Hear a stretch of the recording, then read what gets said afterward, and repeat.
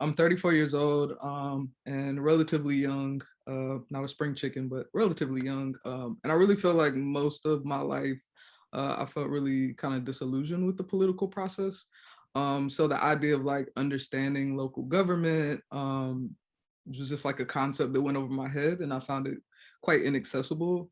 And so that barrier can actually be really kind of demotivating for a young person who's trying to get involved in civic engagement. And for the past 4 years, I've been involved in an organization, actually a coalition called Durham Beyond Policing. And what I found was it actually gave me a world of insight into how municipal government works.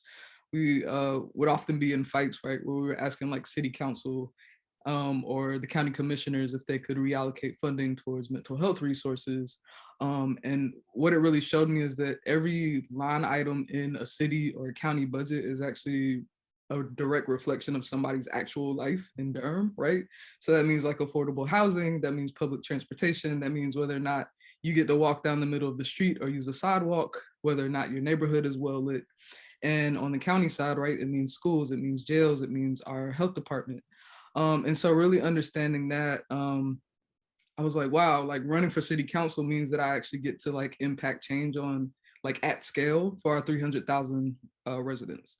And I want to be in a place of like active listening and understanding. I want to approach it where I'm leading with my heart and not from ego. And also, I think the political process excites me. We need younger energy. We need, I'm not your ideal candidate. I'm young, I'm 34, I'm Black, I'm trans, right? And so there's a representation aspect to that. And I really think I can do a great deal of good. It feels like a natural progression from being like a community organizer to a candidate. So thank you for that question. And first, let me say I take you all seriously. My career evolved because of the engagement that I have with my students.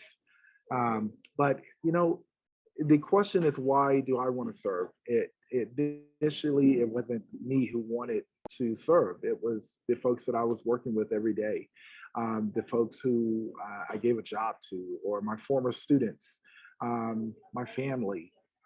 Especially my students who said, Mr. Williams, you need to run for mayor one day. They just shoot straight to the top. But what I noticed in all of those interactions, from feeding the homeless and feeding the displaced, and mentoring young boys in the community, what I noticed was they all believed in this person, me. They believed in me, and I believed in myself too, but not in a way that they did. I didn't see it as I need to run for office to do something. I was being involved and engaged every day. But I started to listen to them more intently, and they were really saying, "We want you to represent us," because they were being hurt, or they wanted to be heard in some way, form, or fashion. So I stepped up. I just, my community decided. I simply accepted it.